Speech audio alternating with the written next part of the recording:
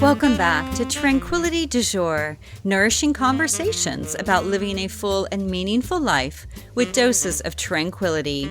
This is episode 515, and I'm your host, Kimberly Wilson, bringing you tranquility since 2005. In this week's edition of Tranquility du Jour, I chat with strategist Porscha Thomas on branding, creating community, and ways to stand out. And do me a favor, if you will, hit subscribe in your favorite podcast app and head on over and leave a review of the podcast. My hope is it helps other people find more tranquility in their days. You'll also find a podcast app over at kimberlywilson.com/podcast and the show notes for this episode at kimberlywilson.com/515. So a reminder, the next event that I'm hosting is January 1st, the New Year's virtual retreat. So this is a 3-hour extravaganza, typically done in person, but due to COVID, we will be doing it via Zoom. And would love to have you join. And there is information about this in the show notes. One thing I know about you is that you love books. And I also know it can be tricky to find the time, which is why Audible is an excellent resource to listen anywhere from various devices, your iPhone, tablet, computer, and you can pick up wherever you left off. And I hope you'll be following along this month as we read By Yourself the Effing Lilies by Tara Schuster. And of course, you can pick this up on Audible with a free 30-day trial and get your first book for free. Just go to audibletrial.com/tranquility du jour. Happy reading. Porscha Thomas is a strategist and content creator with an affinity for branding and digital marketing. She runs GOWRKGRLS, a business development consultancy, on a mission to help women entrepreneurs successfully market their offerings. When she isn't hunched over her laptop or phone scrolling, you can catch her passing the time with yoga, good food, good wine, and true crime.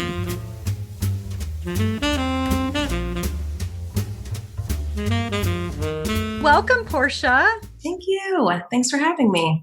Absolutely. So, whenever I heard you speak on a MailChimp webinar, I was like, oh my gosh, I have to have her on the podcast. She's so great. So tell me about your journey into the business that you do with regard to branding and GOWRKGRLS.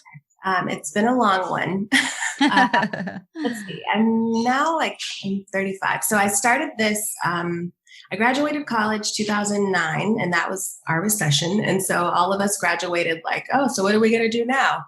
I was in that bucket. I'm a journalism major, news editorial. So I thought that I was going to be writing for Glamour magazine. That's the one that I always say. I was really into fashion, and I also love food. So I also thought I could be like an Anthony Bourdain type of character. But what happened is I didn't get a job writing. I was in Dallas, Texas. I'm originally from Lubbock, Texas, which is small. It's a big, small city, but I know Lubbock. Do you? When I tell people when they know Lubbock, I'm shocked because I always have to describe it. So that's good. But I want to get out of there immediately. If anyone knows what it's like cotton fields and dirt, and just that's what it is in Texas Tech. So I had to go. But in Dallas, I began to hone these skills. I started a blog in college when blogs were still new. And I wrote for Daily Candy as an intern. And so I kind of got into this, I guess at this time in my life, it was what's going to happen with print journalism? Because that's what I was trying to do. We're going online, and what's going to happen with the online journalism situation? So Daily Candy really opened my eyes to what could happen with being online and being in this journalism field.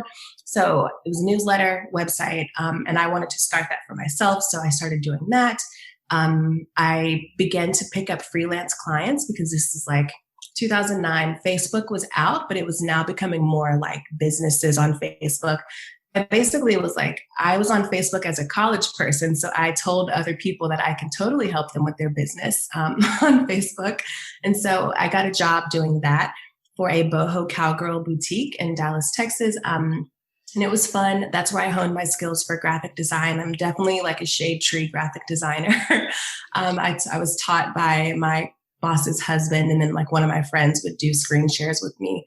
I learned photography there. I learned how to have events.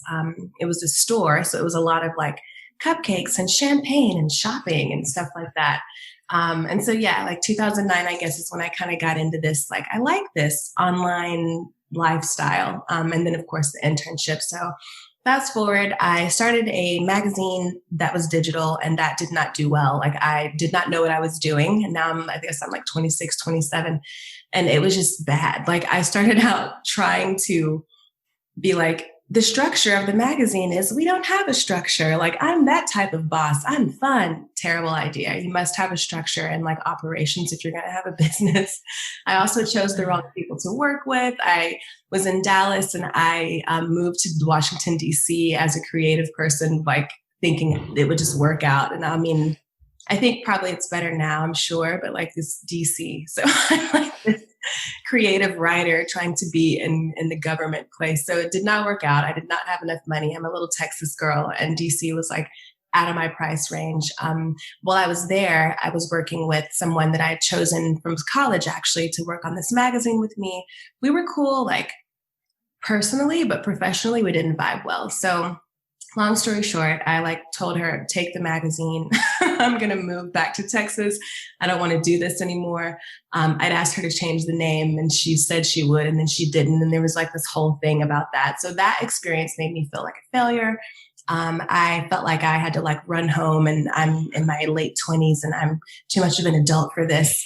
And eventually that loss or that feeling of failure helped me create this community. So Go Work Girls was born out of that failure.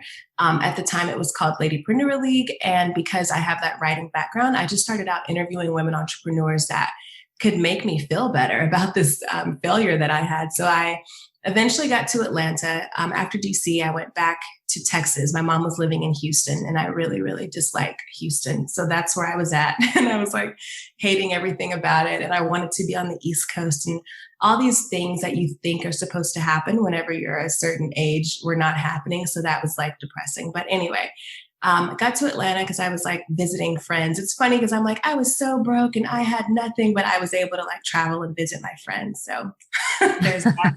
So I'm in Atlanta, hanging out, like just kind of getting accustomed. I'd been here before as a 21-year-old, but I was told by my mom I could not transfer. I needed to stay in school in Texas. And so I kind of forgot about it. But when I come back, I really liked it. And I decided I would stay like on a whim. And so building Ladypreneur League was also part of me like getting accustomed to a new city and like finding people. So I used Twitter to find women to interview. I just kind of went to these different networking events in the city. Didn't really like a lot of them because I felt like they were primarily for women looking for work. And I wanted to build a community of women entrepreneurs. So all that came together to make Ladypreneur League like this blog / hybrid community. I was having events because I knew how to do that from the boutique in Dallas. And long story short, let's see, I think it's long story long, but like in 2015, 2016, I got like a real job. And so Ladypreneur League kind of started to like not be as popular as it was. I also needed that time to kind of figure out what I wanted to do. I feel like I can do quite a few things like the journalism writing, yes, but then I also worked at an agency. So I learned like marketing and how to do public relations and the graphic design. So I had a period where I really couldn't tell like what I wanted to do because I could do all those things. And so I think getting the real job and kind of like taking time to not taking time because I'm making that sound like I had like free time to think about it. I did not have time to work on Ladypreneur League at the time. And so it forced me to figure out like what I wanted to do. So I had a name change and a rebrand. That's like another thing. I had intellectual property issues. And so with that change, I decided to change the community. We're going to focus more on marketing because that's what I'm good at. I finally figured out what I liked. So it's marketing. And now it's very much so consultation, like strategy for women entrepreneurs specifically, but some of my clients are like married. And so I work with their husbands too. But it's become it's a community where we still do like DIY workshops for the DIY woman entrepreneur, but it's like as I've grown, so has Go Work Girls. And now I'm working one-on-one with clients who are not quite at that DIY stage, but that's like where I'm from and what I really love. I love a DIY entrepreneur. So I want to keep that part of the business going. So that's why we have like, still keeping up with the workshops, but it's less. Now we have COVID. I used to get together in person and have like wine and good food and we're laughing. And now it's all virtual. But I think because of that, it's made me want it to be more like strategy. So instead of you come to a workshop, you learn a few things and you go, now it's like, here's what you're learning. And then now we're actually going to take time and have strategy sessions together and do that. So that's how that's morphed. And groups of like 10, we do it now. It's not so many large folks in a workshop. And then on the one-on-one side, I'm helping people who have been in business a little bit longer. They don't really feel like DIYing. They just want to get it done. And so I'm helping them. It's a lot of mindset. I was just saying this yesterday to one of my friends. It's like, you think I have a business, it's my baby. Like I'm not a marketing person. I'm focused on the business. And it's like the hardest thing to get people to market their businesses because they are scared. It's just a fear thing. My friend was like, what's holding people back? I'm like, self is what holds people back. So a large part of my job is really just being a cheerleader. Like, you got this, you can do this. And then of course, the strategy session. So that's how I got here and what I'm doing now. Yeah, no, I love it. And I love hearing too. I can totally picture that Dallas boutique. I'm from Oklahoma and that's how I know Lubbock. I've been there. But yeah, I can totally picture boho cowgirl. I mean, that's like so fun. And I can see the Texas ladies and, but the thing is too, it's like, it's so helpful to hear people's stories and their trajectories and how something that could be viewed as a failure is actually like a leap, it's like a jumping off point for what you're doing now. And I love too how you've pivoted within COVID, by also having these like sessions where it's not just like, okay, here's what you want to do and go do that. It's like, here's what you're doing. Now let's do it together. Exactly. Yeah. So and I think smart. It's helpful. Because I kind of just got tired of having these cute workshop events and then they go away and then they come like to the next one and nothing has been different, So I was like, what can I do to actually help, like really help? And not just, it's pretty. Right. Here's a workbook. Like all that stuff is great. And I think we can fill out the workbook together now to make sure that you're doing what we want accomplished. It happens. Exactly. Because it's fun. People have already set aside that time to come to the workshop. So, they're going to take the material, but are they going to set aside the time to do the work? So doing it with you is so smart. Yeah. Now, what is branding? Okay, because the workshop you led where I was like, oh my God, Portia's great, was building your brand to stand out. And so, for our listeners, of course, not everyone's an entrepreneur. There's a lot of people who wouldn't identify with that at all. But I still feel like we're all like, from a personal style or personal brand, we're all that to a degree. So how do you define branding? It's definitely a feeling. This is why it's so hard to do branding because it's a feeling and it's tangible too. But like primarily it's like the embodiment of the person. So whether it's personal brand or like Go Work Girls is a brand, it's still the embodiment of me. Like everything that happened to me in DC is why Go Work Girls happened, right? So like that experience is part of the brand and the way I talk, the way I approach things, my view on things, my like messaging is the brand.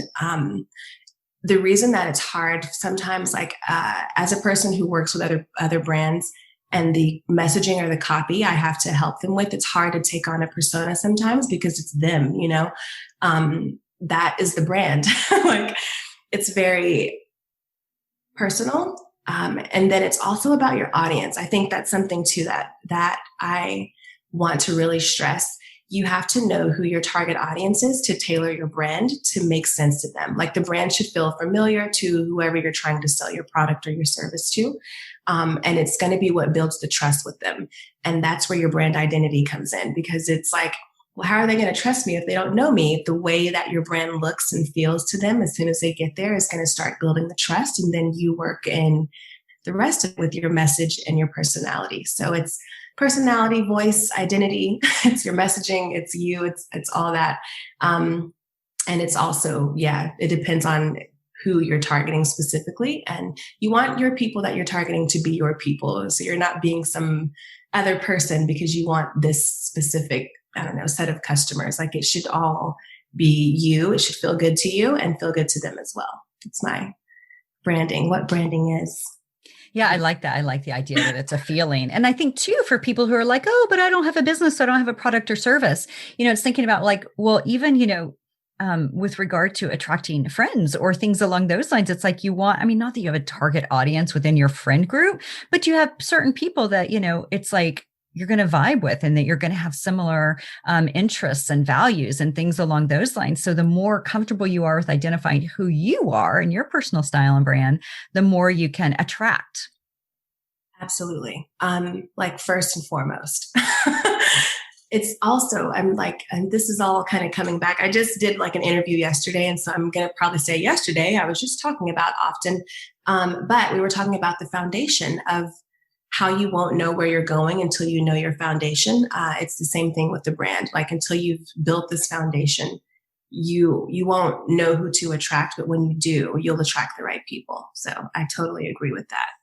Mm-hmm, mm-hmm. Yeah. Well, and so let's talk about like, how do we create a brand that stands out? What would you say are like the launching off points? I think to start, it's going to be really, what do you want? Like, what are you setting goals? What do you want to happen? What are you expecting?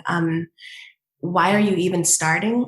Is the first question I would want to ask. Like, in order to create something that is truly unique, you just really have to understand, like, have a good grasp on it. I know that with Go Work Girls, I wanted to create a hub for women who were feeling the way I felt to like come and be okay. So my bottom line is like, I want to help people. And then eventually, entrepreneur, you got to make money, blah, blah, blah. But like initially it's just, what do I want? I want to help. What's my mission? Like, what are my goal? What's the value of this for other people? That's a huge one too. And then what are my own personal values? Because all that stuff is going to that's what makes your brand unique is you. I think the exercises that I would suggest that someone do is to really like that. What's your purpose? Why do you exist? Write that down and figure that out and like argue with yourself until it makes sense to you. What type of future do you want to create? So for myself, I want to help women who are just getting started, or they're like now it's more like I'm at a turning point. Things are kind of at a standstill. So how can I go further? I want to be able to help them do that. For the mission, like that's going to say how I'm helping them do that. So these are things that I would just take some time and figure out for yourself. And then of course those values, like who are you? How do you work? Values are also depending on, most people are service-based in Go Work Girls. So those values are also going to be what's helping you attract those customers. Cause it's like, if you feel like, aligned with a brand that you really trust, you guys have the same values, you're going to be like, I'm going to shop with this brand. You're not really, I think in the webinar I said, people aren't going to shop with you if they don't trust like the look of your website or something like that. So like along those same lines, like it's kind of creating that trust and that value. That's how those things come together. So in your unique, what's seeking out, how your brand is unique, those are the things I would look at: purpose, vision, mission, and values. And, whenever you say trust, like what would you say is the best way to build trust? One thing that I hear is consistency, like regularly showing up. Absolutely. I think that's one of the main ones. Consistent presence, your personality, and then also community. So I think I really love email marketing. I think that's a really good way to show who you are as the brand, and like your brand voice comes out. Email gives you an opportunity to land right in their inbox. And like, as long as you're putting out content that's valuable, and the way you figure out what's valuable is by asking your customers, it's just a survey, people will start to trust. And then the community. So, Go Work Girls was first blog, or Ladypreneur League was first the blog. And people were starting to trust my voice. Like, whatever my opinion was, it resonated with a certain amount of people, and that's kind of how you start to build it. And then once the reason I wanted to move Go Work Girls from just a blog to like a Facebook group, or I think I had a Mighty Network group as well, but I wanted like a tangible thing where everyone could go and like invest in the business together or invest in the brand. Because again, it was just a blog at that point. But we're all together. Everyone's brought together by this overarching thing, Go Work Girls. And so we're invested in each other's success. We're sharing stories about what's working, what isn't, in my case, because it's the entrepreneur life. And really just, the hub was like a tangible place where people can go. So like now with my clients, I think one of the best ways to create that trust is by creating an online community. Mighty Network is a place. You can do Facebook group. I have Slack for Go Work Girls, but I think creating a place where people can go and like connect and be invested in each other's success, invested in your success is really going to help with that trust. Because if you think like, whenever we're all online, right? And like, if I need help with my MailChimp account and I can easily chat MailChimp, I'm going to trust them more and be like, wow, they helped me immediately. I love this. It's kind of that same thought, which is customer service too. So community helps build trust. I love that. I think community is so important. And it's one of those things that's just been really critical to me in my 20-year entrepreneurial journey. I just think it's so, so important. And I'm curious for you, are there any other ideas that you have or suggestions or things that you've seen other people do that really works to help build it? Because you're right. I mean, now we need it more so than ever because we can't come together for those fun events. I mean, maybe you can in Atlanta. I think you guys are still doing fun things, but in DC, we're not, And so I'm just curious, what are some other ideas you might have for really making this a priority for people? Making community a priority. I would say finding what is valuable to the folks who are already like kind of around you. The best thing you can do is ask. And I know some folks are like, well, I don't have a community yet. What can I do for that? I would say to start, again, you kind of have to put together in your mind what you want. Same thing with the brand. Like, what am I trying to accomplish? For building a community, I would start by saying, who's my ideal customer or who's my ideal audience? Because they're going to be audience before they actually convert to customer, because those are two different things. So who do I want to be in my audience? And then how is my brand story going to like resonate with these people? And then once you have them, the value of like is putting content within the community. So that could look like, for Go Work Girls, I like webinars. And I know that my audience are, like I said, either DIY entrepreneurs or people who have been in business for a long time. So you're going to want to know like what makes those people tick so that you can give them the content that they're looking for. And again, that comes with the survey, I keep saying. But if in doing that, it's like, okay, I know that this entrepreneur who's been in business 0 to 3 years probably needs help on like, what is it? Like the entity, like what they should be, LLC or whatever. They might need help with like starting a business bank account. So this could be content that I would be pushing to those people specifically and like having dialogue about it in the community and doing workshops about it, webinars about it. And they would find that valuable. But the folks who've been in business for a while, it would be like a totally different type of engagement. And so for them, I would create content that's more specific to that.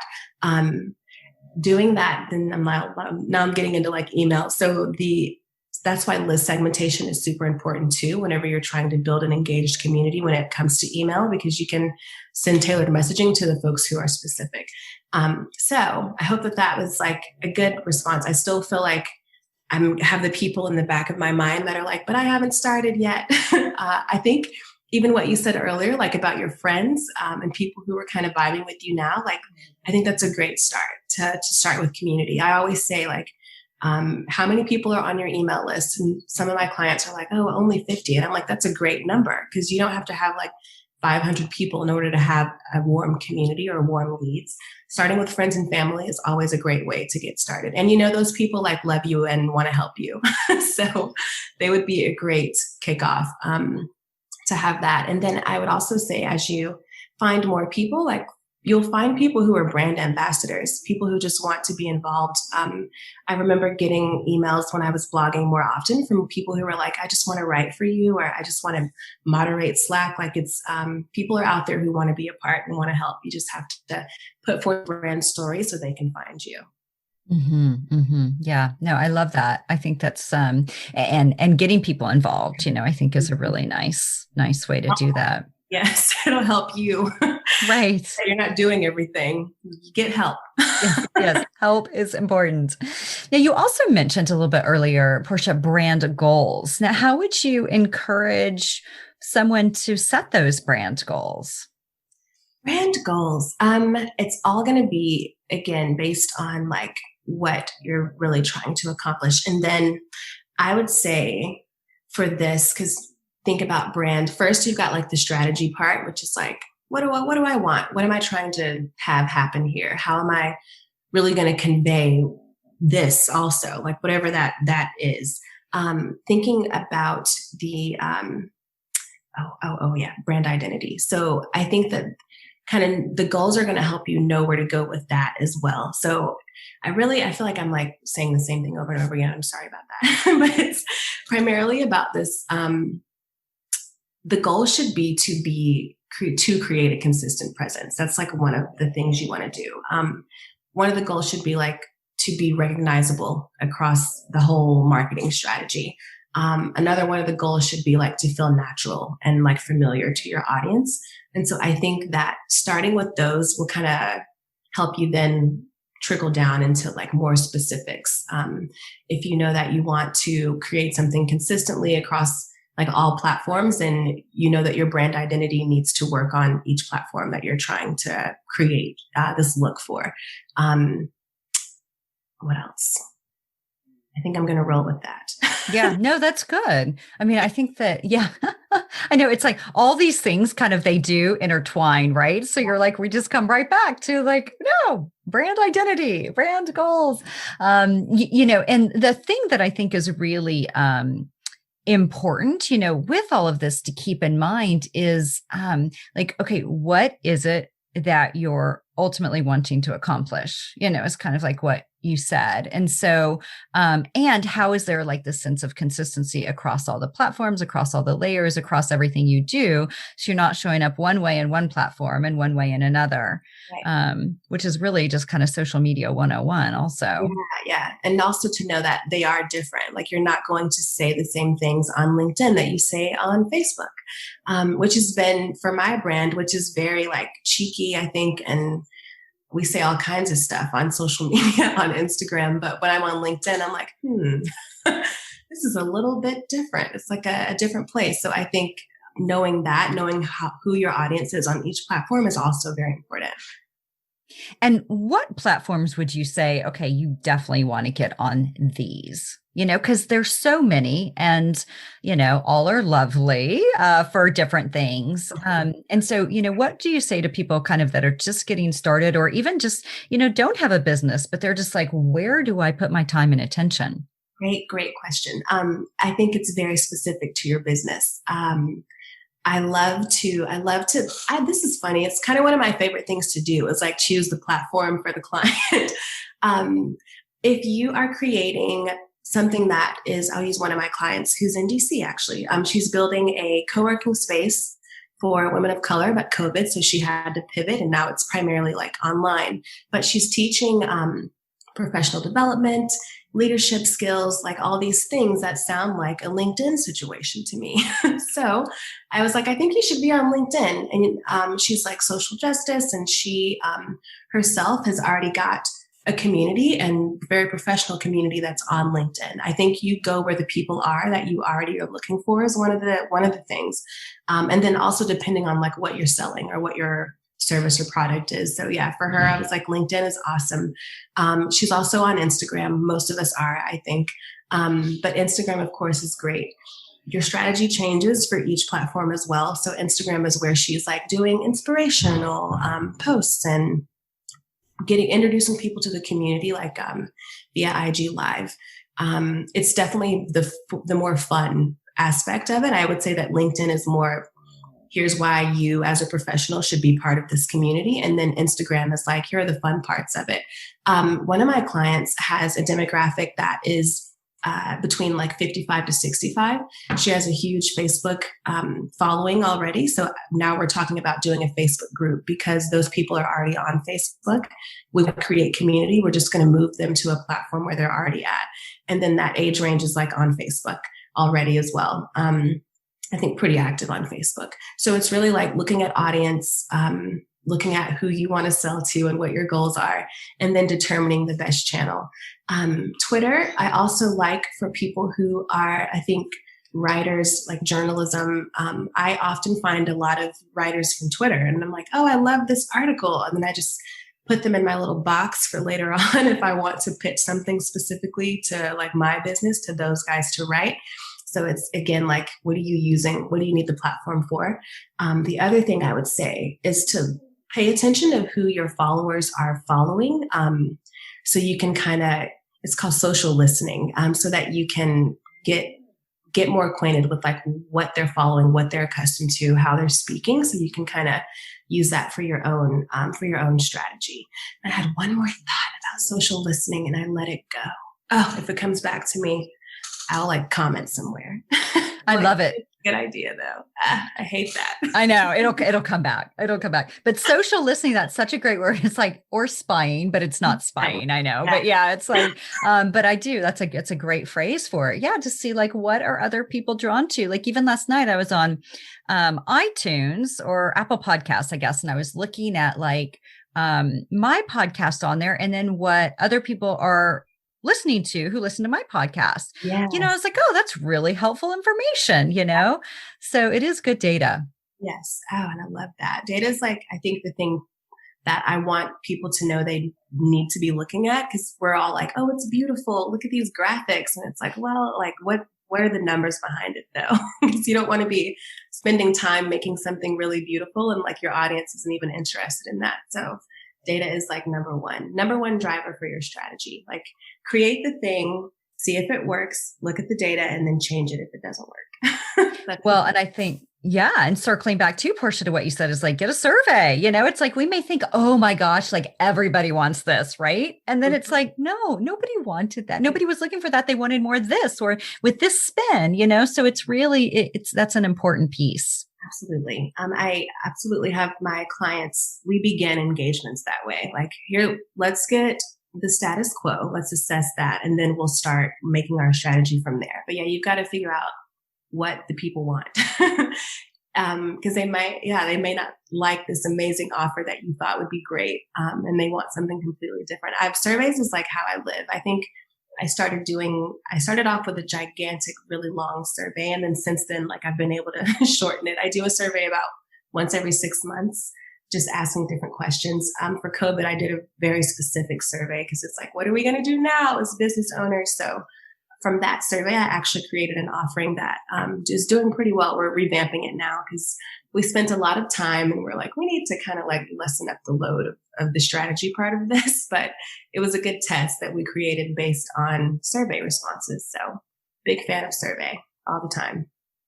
And, one of the things you talk about too is the USP, right? And I think that is kind of like your secret sauce. Like, can you describe to our listeners kind of what a USP is? And again, this is from a branding perspective of not just if you have a business, just in general, what would you say your USP is?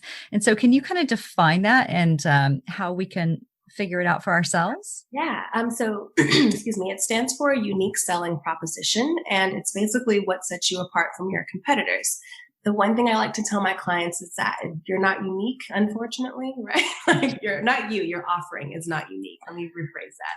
So we are all unique human beings, but I'm selling marketing services. So is like, I don't know, Jenna Kutcher, whom I love and follow, love her blog and her podcast and all that. But like, we're doing the same thing. And if I was like, oh man, I can't sell this because she is, I would never accomplish anything. The thing that makes my unique proposition, what makes me unique is my brand. And like, Go Work Girls is a completely different, we sound different. Our colors are different. Like we're attracting a different type of woman entrepreneur who needs help with email marketing.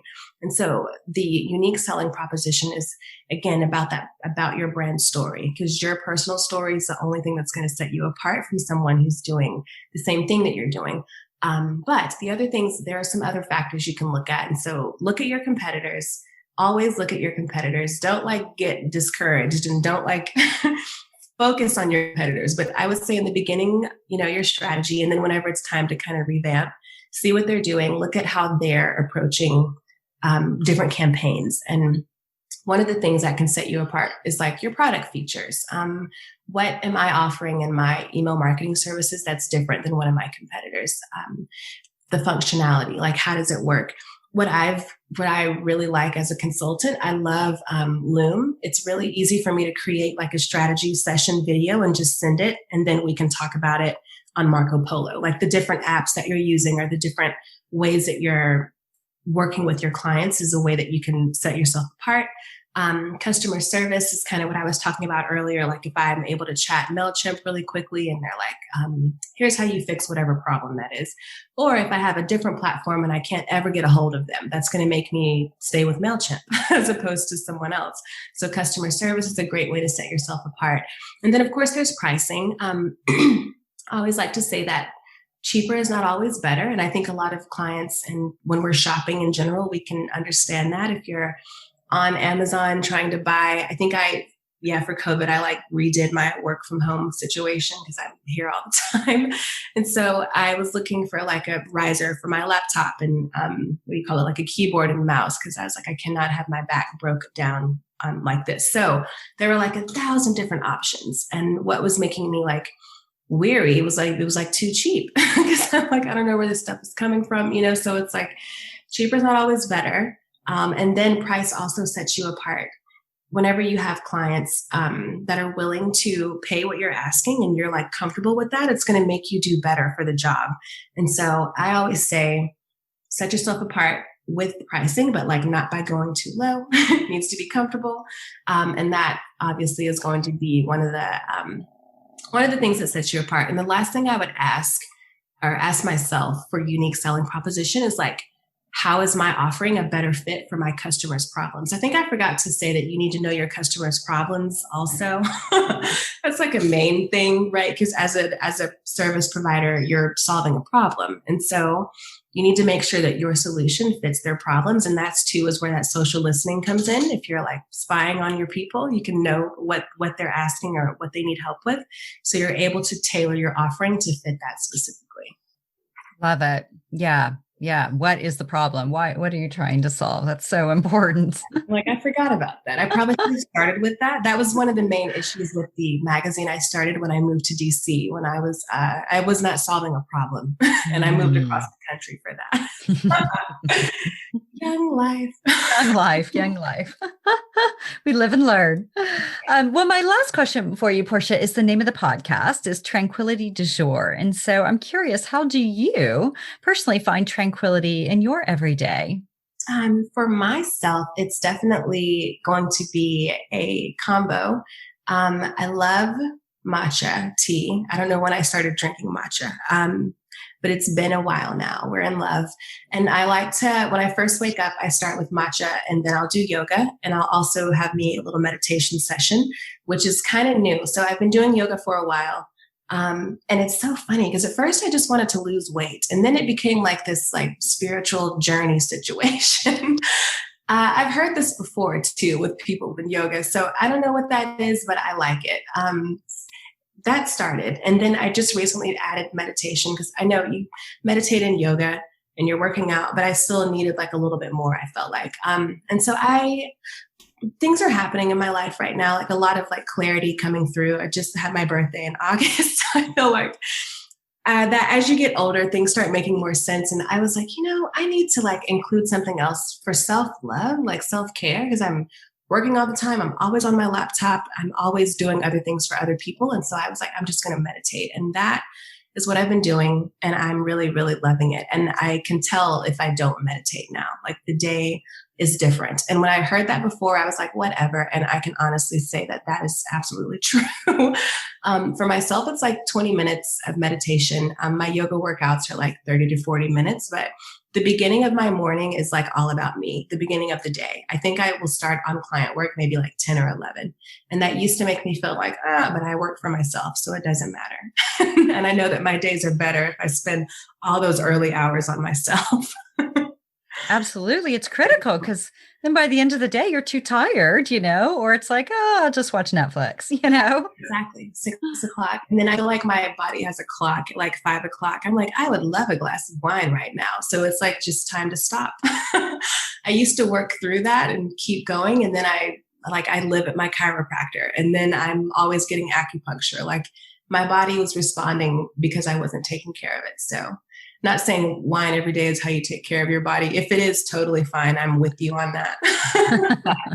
Not for myself. Now that I can feel the difference. Now my friend and I were joking like, oh my God, we're not 25. Like you can tell whenever you have a drink the next day. Oh yeah. Yeah. Hurts your body. So I'm very into like the body work. I want to feel good. I want to be happy working with my clients. And so, I need about 3 or 4 hours to myself in the morning. Perfect. Morning is my favorite time of day. So why not spend it on myself? Absolutely. I love that. Great advice.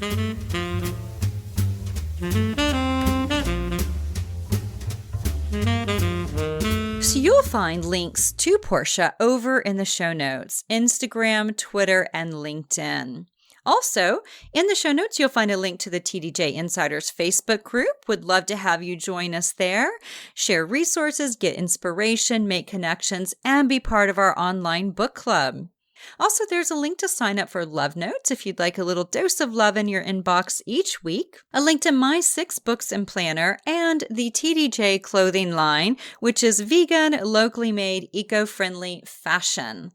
Thanks so much, as always, for tuning in, and I hope you have a wonderful, wonderful week ahead.